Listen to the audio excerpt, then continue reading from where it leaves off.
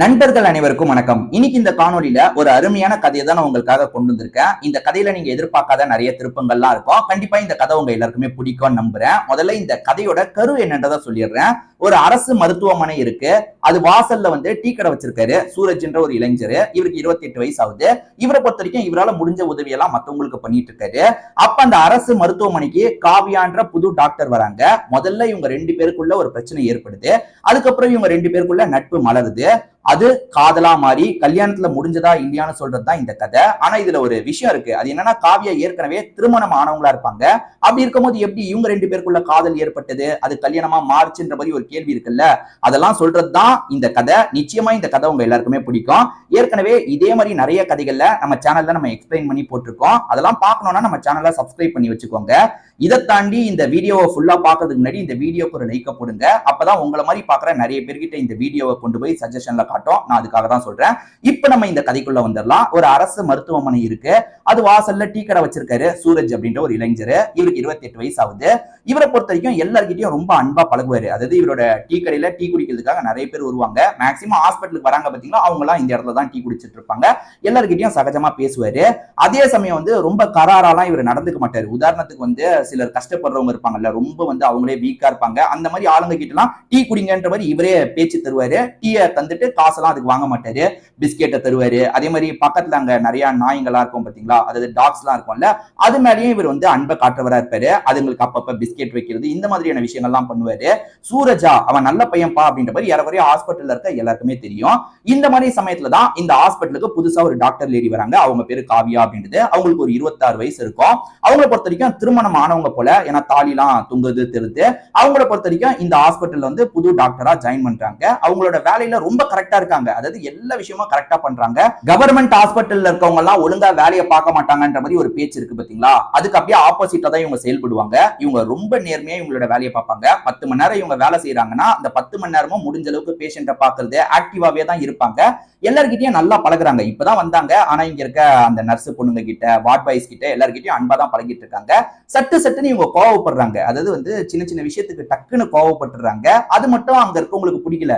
என்ன இவங்க கோவம் பட்டுக்கிட்டே இருக்காங்கன்ற மாதிரி யோசிக்கிறாங்க. ஆனா நம்ம காவியா சைட்ல இருந்து சில விஷயங்களை பார்க்க வேண்டியதா இருக்கு. காவியா கல்யாணமானவங்கன்னு சொன்ன பாத்தீங்களா, ஆனா இந்த கல்யாண வாழ்க்கை அவ்வளவு சந்தோஷமா இல்ல. காவியாவை பொறுத்த வரைக்கும் கதிர் அப்படின்ற ஒரு பெரிய பிசினஸ் மேனை தான் கல்யாணம் பண்ணியிருக்காங்க. அந்த கதிரை பொறுத்த வரைக்கும் எப்ப பாரு இவங்களை போட்டு அடிச்சுக்கிட்டே இருக்காரு, இவங்களை டார்ச்சர் பண்ணிக்கிட்டே இருக்காரு. எப்ப பாரு சந்தேகப்பட்டும் பேசுறாரு.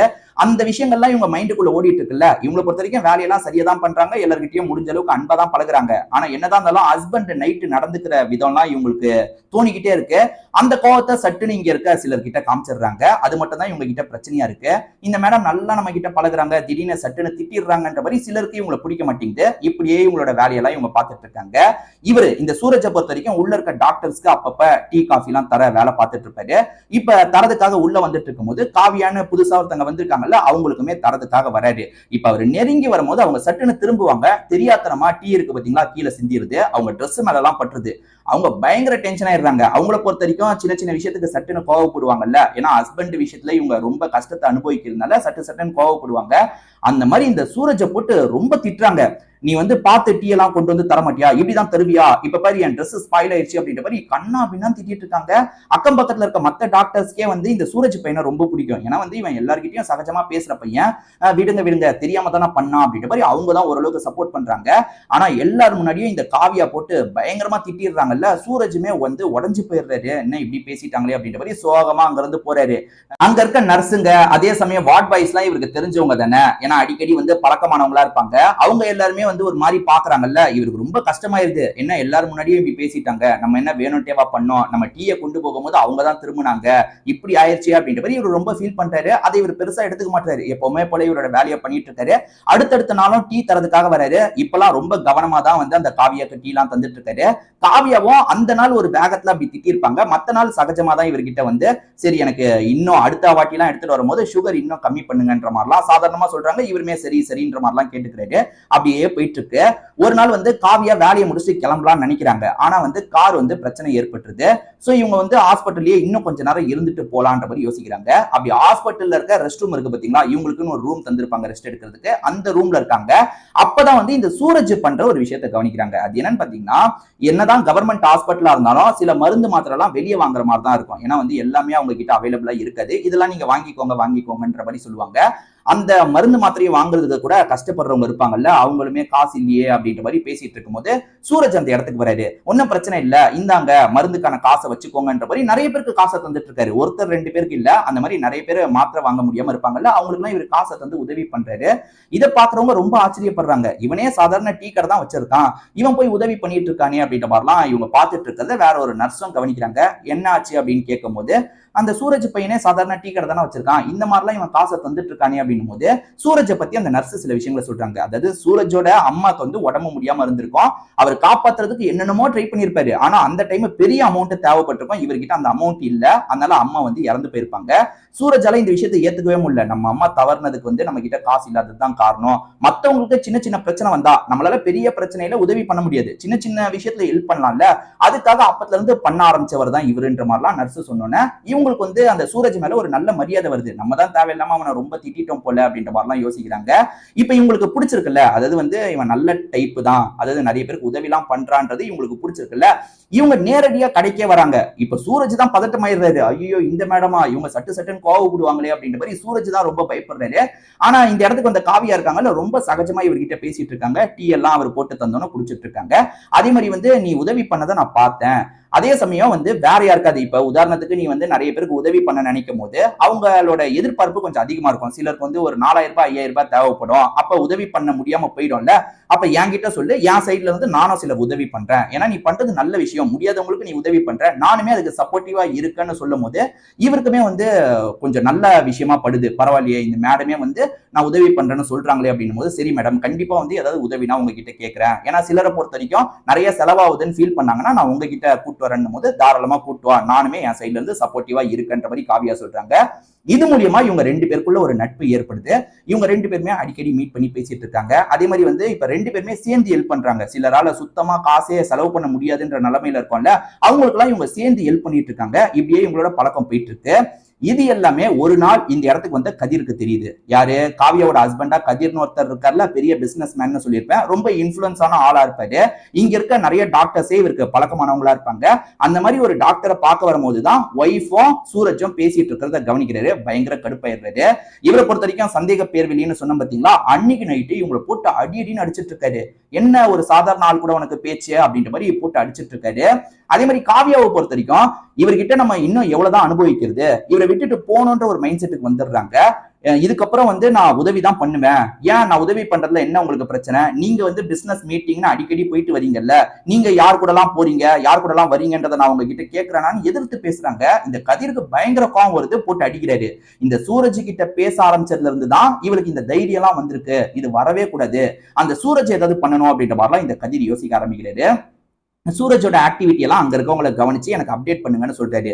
ஏன்னா இவருக்கு வேண்டிய சிலரே அங்க இருக்காங்கன்னு சொன்ன பாத்தீங்களா, அவங்களுமே இவங்க 2 பேரும் அடிக்கடி மீட் பண்ணி பேசுறது, 2 பேருமே சேர்ந்து உதவி பண்ணிட்டு இருக்காங்க, நிறைய மருந்து வாங்கி தரது, இந்த மாதிரியான விஷயங்கள்லாம் பண்ணிட்டு இருக்காங்க. இது எல்லாத்தையும் கதிர் கிட்ட சொல்றாங்க. ஓஹோ, அப்ப அந்த சூரஜை ரொம்ப பிடிக்க ஆரம்பிச்சிருச்சு, அதனால நம்ம கிட்ட எதிர்த்து பேசுறாளா, அந்த சூரஜ் ஏதாவது பண்ணா எல்லாம் சரியாயிடும் அப்படின்ற மாதிரி கதிர் ஒரு கணக்கு போடுறாரு. இப்ப மறுநாள் சூரஜ் ஒரு பெரிய பிரச்சனையில மாட்டிக்கிறாரு. அது என்னன்னு பாத்தீங்கன்னா, இவர் டீ தரதுக்காக வராரு பாத்தீங்களா, அப்படி வந்தவரு இங்க இருக்க நிறைய காஸ்ட்லியான மருந்தெல்லாம் திருடிட்டாருன்ற மாதிரி ஹாஸ்பிட்டல் மேனேஜ்மெண்ட்டை சேர்ந்த சிலர் வந்து ஒரு குற்றச்சாட்டை வைக்கிறாங்க. போலீஸ்லாம் அந்த இடத்துக்கு வந்துடுறாங்க. இவரோட இடம் இருக்கு பாத்தீங்களா, இவரோட கடை, அந்த கடையில செக் பண்ணும்போது நிறைய மருந்தெல்லாம் கிடைக்குது. அது என்னன்னா வந்து கதிருக்கு வேண்டிய ஒரு டாக்டர் இருக்காருல்ல, அவர் தான் இதுக்கு பின்னாடி வந்து வேலை பார்த்திருப்பாரு. என்ன பண்ணிருப்பாருன்னா, வேணும்ட்டே இவங்க கிட்ட இருக்க மருந்துல காஸ்ட்லியான மருந்தெல்லாம் அந்த கடையில வச்சிருப்பாரு. இவரை பொறுத்த வரைக்கும், அதாவது மாட்டி இருக்க இந்த சூரஜை பொறுத்த வரைக்கும், நான்லாம் அந்த மாதிரி எதுவுமே பண்ணல, நான் டீ கொடுக்கறதோட சரி, அந்த இடத்துல நான் காஸ்ட்லியான மருந்தெல்லாம் நான் தேடி எடுத்தது கிடையாதுன்ற மாதிரிலாம் சொல்றாரு. ஆனா போலீஸுங்க ஏத்துக்க மாட்டாங்க, இவர் அரெஸ்ட் பண்ணி கூட்டு போறாங்க. இது எல்லாத்தையும் காவியா பாக்குறாங்கல்ல, காவியாக்கும் நல்லா தெரியுது இவெல்லாம் கண்டிப்பா அந்த விஷயத்த பண்ணிருக்கவே வாய்ப்பு இல்ல, இதுக்கு பின்னாடி வேற ஏதோ இருக்குன்னு யோசிக்கிறாங்க. அன்னைக்கு நைட் ஹஸ்பண்ட் இருக்காருல, தனாவட்டா பேச ஆரம்பிக்கிறாரு. அவன் இருக்கிற தைரியத்தினால தானே ஆடிட்டு இருந்த, அவனை லாக் பண்ண வச்சதே நான் தான் அப்படின்ற மாதிரிலாம் பேசுறாரு. ஓஹோ, நம்ம ஹஸ்பண்ட் தான் இதுக்கு பின்னாடி இருக்காரா, நம்ம எப்படியாவது மாட்டி இருக்க சூரஜை காப்பாத்தணும் அப்படின்ற மாதிரி காவியா யோசிக்கிறாங்க. இங்க இருக்க டாக்டர்ஸ் யாரோ ஹெல்ப் பண்ணி தான் இதை பண்ணிருக்காங்கன்றது தெரிஞ்சிருச்சுல. அதே சமயம் நிறைய பேர் வந்து சூரஜுக்கு சப்போர்ட் பண்றவங்களாவும் இருப்பாங்க. உதாரணத்துக்கு வந்து வார்ட் பாய் லெவல், நர்ஸ் லெவல்ல இருக்கவங்க எல்லாம் சூரஜுக்கு தான் வந்து சப்போர்ட் பண்ணணும்னு நினைக்கிறாங்க. ஒரு டாக்டர் சம்பந்தப்பட்டிருக்க உண்மையை காவியா கிட்ட போட்டு சொல்லிடுறாங்க. அதாவது காவியா கிட்ட அந்த உண்மையை போட்டு உடைச்சிடுறாங்க. காவியாவும் இந்த டாக்டர் தான் பண்ணியிருக்காரு, அதுக்கான எவிடன்ஸ் எடுக்கணும்ன்ற மாதிரி எடுக்கும் போது இவங்க ஒரு எவிடன்ஸ் எடுத்துறாங்க. அதாவது வந்து அந்த மருந்தெல்லாம் இருக்கிற இடம் இருக்கு பாத்தீங்களா, அதுக்கான கீ இந்த டாக்டர் கிட்ட தான் இருக்கும். இந்த டாக்டர் வந்து மனசு வைக்காம யாருமே அந்த இடத்துக்கு போக முடியாது. அப்படி இருக்கிற பட்சத்துல சூரஜ் மட்டும் எப்படி போயிருக்க முடியும்? இந்த மாதிரி எவிடன்ஸ் எல்லாம் சேகரிக்க ஆரம்பிக்கிறாங்க. ஒரு சிசிடிவி ஃபுட்டேஜையே இவங்க எடுத்துறாங்க. இந்த டாக்டர் தான் உள்ள போறாரு, இவர் தான் அந்த மருந்து எடுத்துட்டு வராருன்ற ஃபுட்டேஜ் எல்லாம் இவங்க ரெடி பண்ணிடுறாங்க. அப்படி ரெடி பண்ணி இதை வச்சு போலீஸ் கிட்ட பேசுறாங்க. அதாவது இதை வச்சு ஒரு லாயரை கூட்டிட்டு போய் போலீஸ் கிட்ட பேசும்போது இவர் மேல, இந்த சூரஜ் மேல தப்பு இல்ல, டாக்டர் மேலதான் தப்பு, டாக்டருமே கதிர்னு ஒருத்தருக்காக தான் பண்ணிருக்காருன்றதெல்லாம் தெரிஞ்சிருது. போலீஸுங்களுக்கு என்ன நடந்திருக்கு அப்படின்றது புரிஞ்சிருது. போலீஸுங்களுமே வந்து இதுக்கு மேல சூரஜை வச்சுக்க முடியாதுன்ற மாதிரி ரிலீஸ் பண்றாங்க. அதே சமயம் டாக்டரை கண்டுக்காம விட்டுறலாம், ஏன்னா வந்து கதிர் சைட்ல இருந்து பிரஷர் வரும், அதனால டாக்டரை எதுவுமே பண்ணாம இந்த கேஸ் அப்படியே முடிச்சிருவாங்க. பரவாயில்ல, சூரஜை நம்ம வெளியே எடுத்துட்டோம், இதுவே நமக்கு போதும்ன்ற மாதிரி காவியாவும் யோசிச்சுட்டு இருக்காங்க. அதே சமயம் இதுக்கப்புறம் அந்த மிருகத்து கூட நம்ம சேர்ந்து வாழ முடியாது, டைவர்ஸ் பண்ணிடலான்ற மாதிரிலாம் யோசிக்கிறாங்க. நம்ம 2 பேர் டைவர்ஸ் பண்ணிடலான்ற மாதிரி அவர்கிட்ட சொல்றாங்க. அவர் ஏத்துக்க மாட்டேன்ற மாதிரி பெரிய பிரச்சனை பண்ணிட்டு இருக்காரு. ஆனா இவங்க லீகல் ப்ராசஸ் நம்ம பாத்துக்கலாம், அதாவது டைவர்ஸ் பண்ணணும்னு முடிவு பண்ணியாச்சு, எதுனாலும் நம்ம பாத்துக்கலான்ற மாதிரி ஃபர்தரா ப்ரொசீட்லாம் பண்றாங்க. இப்ப கதிர்மே வந்து இவளை விட்டுறவே கூடாது, இவ வந்து எப்பவுமே நம்ம கிட்ட அடிமை மாதிரி இருக்கணும்ன்ற மாதிரி அதை தடுக்கிறதுக்கு எவ்வளவோ ட்ரை பண்ணிட்டு இருக்காரு. ஆனா இவங்களை பொறுத்த வரைக்கும் அவர் குடும்ப பத்தி இருக்காரு பாத்தீங்களா, காயங்கள்லாம் நிறைய ஏற்பட்டிருக்கும், இதுக்கு மேல என்னால முடியாதுன்ற மாதிரி கோர்ட்ல பேசிட்டு இருக்காங்க. சோ ஜட்ஜி இதெல்லாம் கேக்குறாருல, இதுக்கப்புறம் இவங்க சேர்ந்து இருக்கிறதுக்கு நான் வந்து அலோவ் பண்ண முடியாது, நான் டைவர்ஸ் தந்துடுறேன்னு சொல்றாரு. அப்பாடா, இவங்க கிட்ட இருந்து தப்பிச்சிட்டோம் அப்படின்ற மாதிரி இவங்க நிம்மதி ஆகுறாங்க. அதே சமயம் இவர் கொடுமைப்படுத்தினது கேஸாவும் ஃபைல் ஆகுது, இவரை வந்து விசாரணைக்காக கைது பண்ணணும் அப்படின்ற மாதிரி ஆளுங்களும் வந்துடுறாங்க. ஏன்னா கோர்ட்ல ஜட்ஜ்மெண்ட் அந்த மாதிரி வந்திருக்கும்.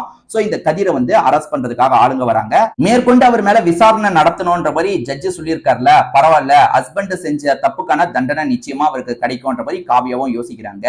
இதை தாண்டி காவியாவை பொறுத்த வரைக்கும் இந்த சூரஜை ரொம்பவே பிடிக்க ஆரம்பிச்சிருச்சு. சூரஜ் கிட்ட இன்னும் இவங்க நெருக்கமா பழகுறாங்க. அப்படி பழகிட்டு இருக்கும் போது இவங்களுக்கு அவரை பிடிச்சிருக்கு பாத்தீங்களா, அந்த விஷயத்தை வெளிப்படுத்துறாங்க. அவருக்குமே இவங்களை பிடிச்சிருக்கும். சோ 2 பேருமே கல்யாணம் பண்ணிக்கிட்டா என்னன்றதை நோக்கி நகர ஆரம்பிக்கிறாங்க. ஆனா வந்து சூரஜுக்கு ஒரு மாதிரி உறுத்தலா இருக்கு, நான் வந்து படிக்காதவன், நீங்க டாக்டர், இது எப்படி செட் ஆகும்ன்ற மாதிரி கேட்கிறாரு.